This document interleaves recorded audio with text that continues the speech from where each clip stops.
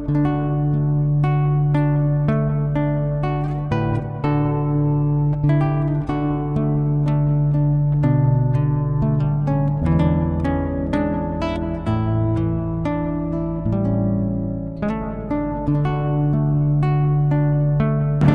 tengah kekurangan, tantangan, dan masalah yang kita hadapi bersama, Barisan Perjuangan Rakyat Indonesia terbukti tetap erat dalam melaksanakan perekonomian bangsa. Hal ini menjadi momentum untuk memaknai Hari Kebangkitan Nasional ke-115 ini, sebagaimana upaya membangun semangat kebangsaan untuk bangkit pasca pandemi.